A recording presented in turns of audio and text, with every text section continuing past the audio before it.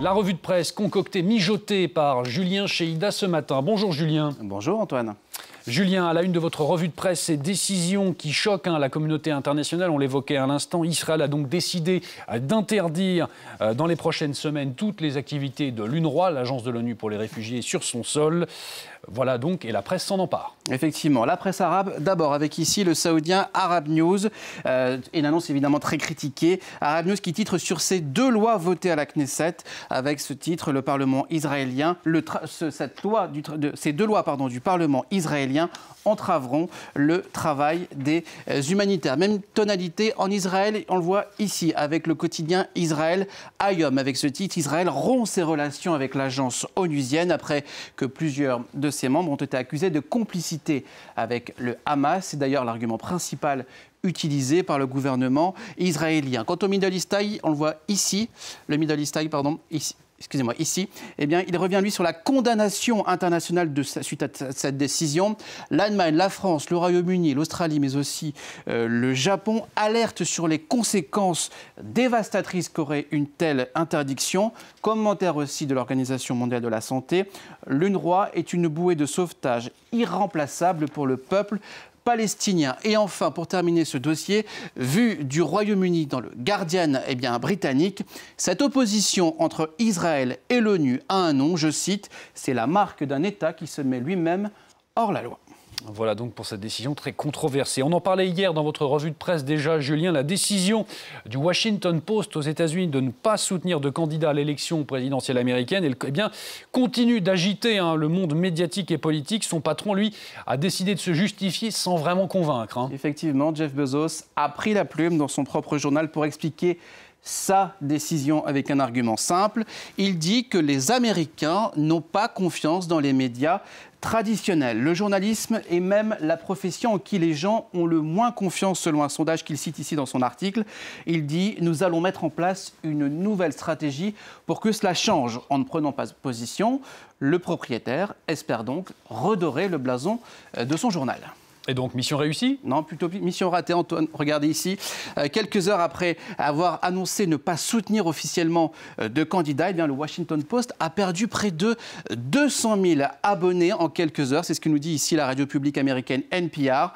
Après les démissions qu'il y a eu au sein même du journal, c'est au tour des lecteurs de montrer leur désapprobation. 200 000 lecteurs, ça représente environ 8% des abonnés numériques. Ce n'est pas vraiment terrible comme stratégie pour restaurer la confiance. Et enfin, dans le Wall Street Journal, on le voit ici, plusieurs voix dénoncent un choix qui a été fait à la va-vite. Elles s'élèvent aussi pour dire haut et fort que cette décision a été prise pour ne pas s'attirer les foudres d'un certain Donald Trump, si celui-ci était réélu, comme dit le journal ici, business is business.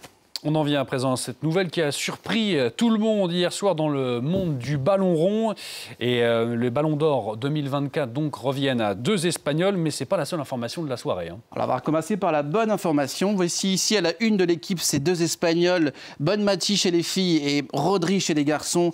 Roi du football, conquistador, nous dit la une de l'équipe. Vue d'Espagne, je vous montre ici le quotidien Marca ainsi que le quotidien Sport, avec le Sport qui a ce titre très équivoque. Le football a gagné. Pourquoi ce titre ? Eh bien pourquoi ? Parce que Rodri, qu'on voit ici, c'est tout simplement le meilleur joueur du monde à son poste selon ses collègues. C'est le cerveau d'or, nous dit l'équipe, un homme de l'ombre, comme on dit dans le jargon, qui joue pour son équipe de Manchester City et aussi pour la sélection espagnole, avec qui il a remporté l'Euro 2024. C'était en juillet dernier.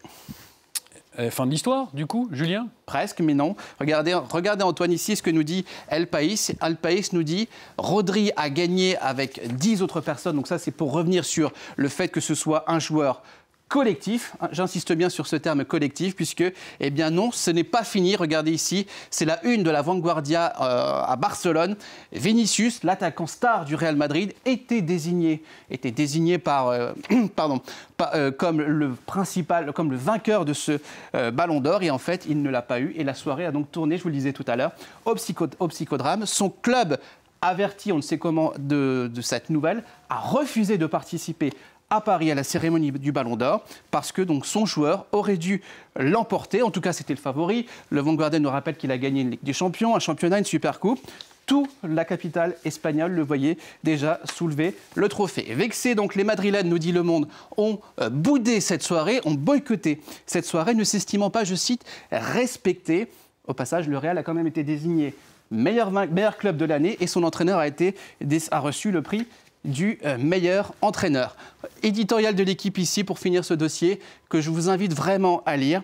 Je vais citer Vincent Duluc. Après la claque reçue contre Barcelone, le club a choisi sans classe de piétiner les valeurs du sport qui consistent à respecter ses vainqueurs. C'est sans doute la logique d'un club indifférent à l'intérêt général du football. Le Real Madrid gavé de trophées et pas toujours forcément très classe. Merci beaucoup.